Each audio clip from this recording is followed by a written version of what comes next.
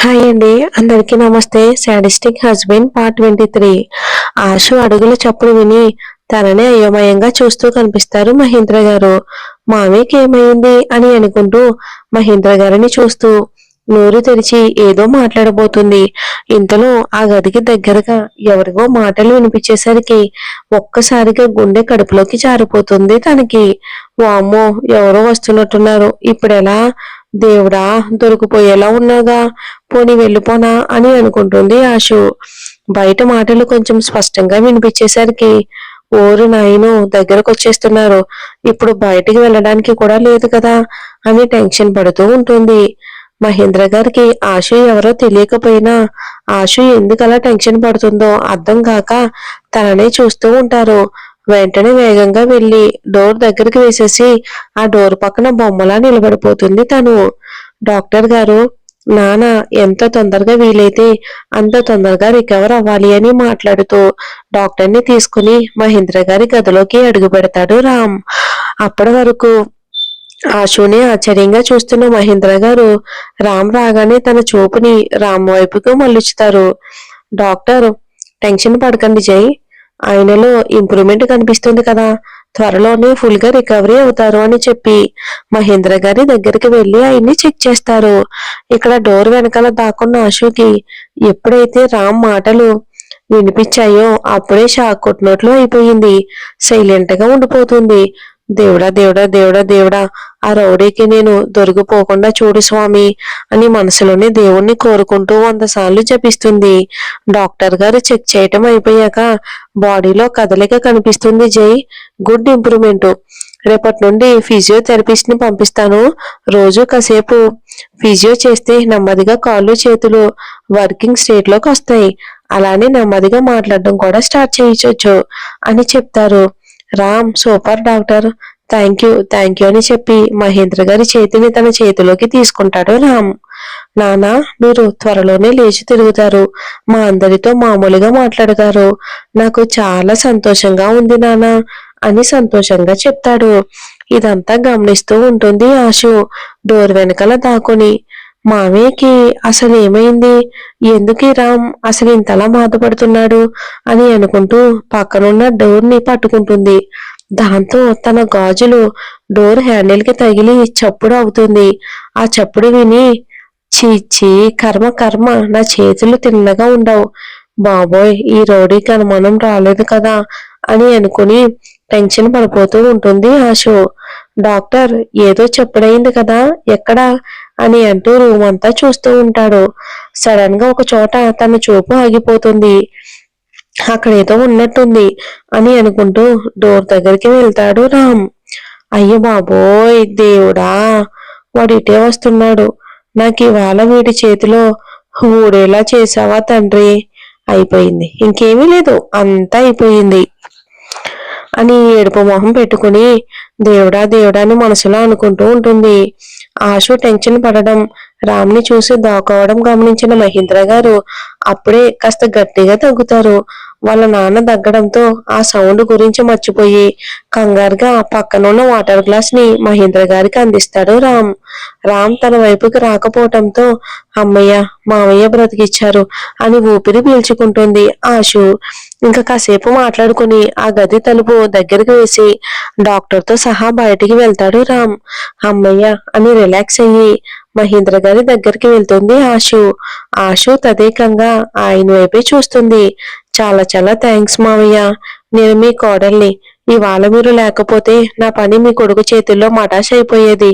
ఇప్పుడు మీ అబ్బాయి నా కోసం నా గదికి వెళ్తే నేను దొరికిపోకూడదు కదా, అందుకే మీతో నేను తర్వాత మాట్లాడతాను రామ్ లేనప్పుడు, జాగ్రత్త మామయ్య అని చెప్పేసి నెమ్మదిగా రూమ్ నుండి బయటపడుతుంది. ఆశు మాట్లాడిందంతా విని అర్థం చేసుకున్న మహేంద్ర గారు అప్రయత్నంగా కళ్ళల్లో నీళ్లు పెట్టుకుంటారు. డాక్టర్ని పంపించేసి రామ్ తన గదిలోకి వెళ్తాడు. ఆశు నెమ్మదిగా ఎవరూ చూడకుండా అడుగు వేసుకుంటూ తన గదికి వెళ్ళిపోతుంది. తన గదికి వెళ్ళగానే గడగడ బాటిల్ నీళ్లు తాగేస్తుంది టెన్షన్ నుండి బయటపడడానికి. కాసేపటి వరకు తన టెన్షన్ మాత్రం ఆగదు. ఈ సచ్చిరోడు నాకు టెన్షన్ తో హార్ట్ అటాక్ తెప్పించేలా ఉన్నాడు. ఈసారి చాలా జాగ్రత్తగా ప్లాన్ చేయాలి అని అనుకుంటూ ఉండగానే రామ్ ఆశు గదిలోకి అడుగు పెడతాడు. అది చూసి వచ్చేశాడు. ఎక్కడ ఇల్లంతా తిరిగేస్తానేమోనని వీడి అనుమానం అని అనుకుంటూ రామ్ని తినేసేలా చూస్తుంది. రామ్ ఆశునే గమనిస్తూ తిన్నావా అని అడుగుతాడు. ఆశు అత్తయ్య తినిపించారు అని టెడ్డీని ఒళ్ళో పెట్టుకుని చెప్తుంది. రామ్ మా అమ్మతో పనులు చేయించుకుంటున్నావా అని కాస్త సీరియస్ గా అడుగుతాడు. ఆశు నేనేం అడగలేదు, అత్తయ్య తినిపించారు, కావాలంటే వెళ్ళి అత్తయ్యని అడుగు రామ్. సర్లే. ఆశు అవును నువ్వేంటి అప్పుడే వచ్చేసావు అని కాస్త అనుమానంగా చూస్తుంటారు. రామ్ ఇది నా ఇల్లు, నా ఇష్టం, ఎప్పుడు కావాలంటే అప్పుడు వస్తాను, ఎప్పుడు కావాలంటే అప్పుడు వెళ్తాను, నీకేంటే మధ్యలో అని కాలర్ ఎగరేసి చెప్తాడు. ఆశు ఉష్ వీడిని ఏదడిగినా తిన్నగా సమాధానం ఇవ్వడు అని మనసులోనే అనుకుని ఆశు ఊరికే అడిగాను మహానుభావా అని చెప్తుంది. రామ్ సర్లే పొద్దుట వాకింగ్ చేసావా అని అడుగుతాడు. ఆశు లేదు, సాయంత్రం చేస్తాను. రామ్ చంపుతా, డాక్టర్ ఏం చెప్పారు, పొద్దుటే వాకింగ్ చెయ్యాలని చెప్పారా లేదా? ఆశు రేపటి నుండి చేస్తానులే అని టెడ్డీని పట్టుకుని మంచం మీద నడుము వాలుస్తూ చెప్తుంది. రామ్ ఆశుని చూస్తూ సరే మర్చిపోకు అని చెప్పి ముందుకి కదులుతాడు. ఒక్కడుగు ముందుకు వేసి చూపుడు వేలుతో నుదుర్ని చిన్నగా రబ్ చేసుకుంటూ ఏం ఆలోచించాడో ఏమో తెలీదు గాని వెనక్కి వచ్చి మంచం మీద పడుకునున్న ఆశు మొహాన్ని పట్టుకుని పక్కకు తిప్పి ఆశు బుగ్గ మీద ముద్దు పెట్టుకుని వెనక్కి తిరిగి చూడకుండా వెళ్ళిపోతాడు. రామ్ చేసిన పనికి చిన్నపాటి షాక్ కొట్టినట్టు అవుతుంది ఆశుకి. అప్పుడే తిడతాడు, అప్పుడే ముద్దు పెట్టుకుంటాడు. అసలు ఎందుకు తిడతాడో తెలీదు, ఎందుకో ముద్దు పెట్టుకుంటాడో తెలీదు. నన్ను పిచ్చిదాన్ని చేస్తున్నాడు ఈడియట్ రౌడీ అని తిట్టుకుంటూ నెమ్మదిగా నిద్రలోకి జారుకుంటుంది. అలా ఒక 2 రోజులు గడుస్తాయి.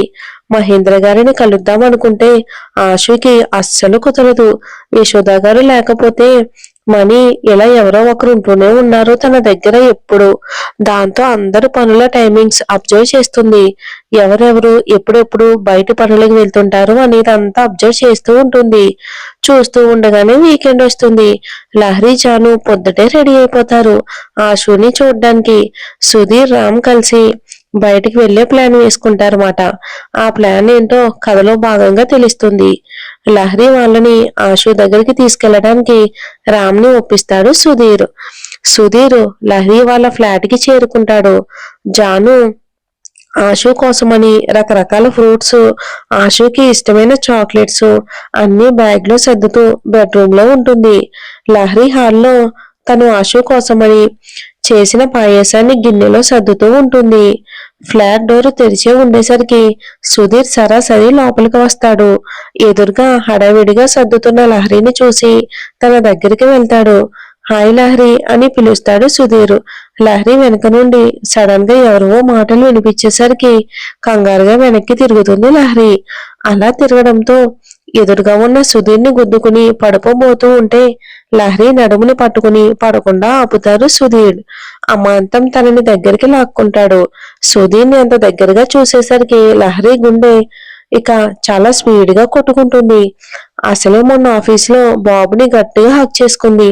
ఇప్పుడేమో ఏకంగా సుధీర్ బాహుల్లో బందీ అయిపోయింది. సుధీర్ లహరి ఒకరి కళ్ళల్లోకి ఒకరు అలాగే చూసుకుంటూ ఉంటారు. బ్యాగ్ సర్దుకోవటం అయిపోవడంతో హాల్లోకి వస్తుంది జాను. సుధీర్ లహరిని ఆ పొజిషన్ లో చూసి ఒక్కసారిగా షాక్ కొట్టిన కాకిలాగా అయిపోతుంది. ఎంతసేపటికి ఇద్దరు వదలకుండా అలానే ఉండడంతో గొంతు సవరించుకుంటూ అలానే చూస్తుంది. ఆ శబ్దానికి స్పృహలోకి వచ్చి లహరిని వదిలేస్తాడు సుధీర్. లహరి కూడా దూరం జరుగుతుంది. సుధీర్ సారీ, మీరు రెడీ అయితే వెళ్దాం అని అడుగుతాడు. లహరి అని తలూపుతుంది. సుధీర్ సరే నేను కింద ఉంటాను, మీరు వచ్చేయండి అని చెప్పి వెళ్ళిపోతాడు కంగారుగా. సుధీర్ వెళ్ళిపోయాక అమ్మయ్య అనుకుంటూ కూర్చుంటుంది. లహరి జాను లహరి దగ్గరకు వచ్చి ఏంటే మ్యాటర్ అని అనుమానంగా లహరిని చూసి అడుగుతుంది. లహరి మ్యాటర్ ఏంటి, ఏమీ లేదు అని తడబడుతూ చెప్తుంది. ఓ ఏమీ లేకుండానే కళ్ళల్లో కళ్ళు పెట్టుకుని చూసుకునేంత వరకు వచ్చిందా అని అడుగుతుంది. లహరి అబ్బబ్బా అక్కడేమీ లేదే, నువ్వేదేదో ఊహించుకోకు, ముందు పద, బయట వెయిట్ చేస్తూ ఉంటారు అని చెప్పి కావలసినవన్నీ తీసుకుంటుంది. చూద్దాం ఏముందో లేదో అని అనుకుంటుంది జాను. సుధీర్ తన కారులో కూర్చుని, బాబోయ్ ఏంటి తన కళ్ళు అంత అందంగా ఉన్నాయి, కొంచెం ఉంటే కంట్రోల్ తప్పిపోయేవాడిని, ఏ మాటకు ఆ మాట చెప్పుకోవాలి, లహరి చాలా అందంగా చూడ చక్కగా ఉంటుంది అని అనుకుంటూ ఉన్నాడు. అంతలోనే ఛీ నో నేను ఇలా ఆలోచించకూడదు, రామ్ గడికి తెలిసిందంటే నా పని అయిపోతుంది, లహరితో ఉన్నప్పుడు నా హద్దుల్లో నేను ఉండాలి అని మనసుకి ట్యూన్ చేసుకుంటూ ఉంటాడు సుధీరు. లహరి జాను రాగానే సైలెంట్ గా ఏం మాట్లాడకుండా వాళ్ళని ఎక్కించుకుని రామ్ వాళ్ళ ఇంటికి పోనిస్తాడు. నా రౌడీ అని కనిపిస్తుంది డైరీ మీద. వీడికి డైరీ రాసే అలవాటు కూడా ఉందా? అయితే వెంటనే దీన్ని చదివేయాలి, ఇది చదివితే అన్ని విషయాలు బయటపడతాయి అని అనుకుని రామ్ వాష్రూమ్ నుండి రాకముందే డైరీ తీసుకుని బయటపడాలని హడావిడిగా డైరీని చీరతో కప్పేసి అక్కడి నుండి వెళ్ళడానికి అడుగు ముందుకు వేస్తుంది. ఏం చేస్తున్నావు ఇక్కడ అన్న రామ్ మాట వినిపించేసరికి బొమ్మలా ఉండిపోతుంది ఆశు. అసలు ఎలా వెళ్ళింది రూమ్ కి, ఏం జరిగింది అనేది మనం వచ్చే ఎపిసోడ్ లో చూద్దాం. ఇక ఖచ్చితంగా రేపటి నుండి డైలీ ఇంకా 2 ఎపిసోడ్స్ వస్తాయండి, ఇంకెక్కడా మిస్ అవ్వవు. Thanks for watching.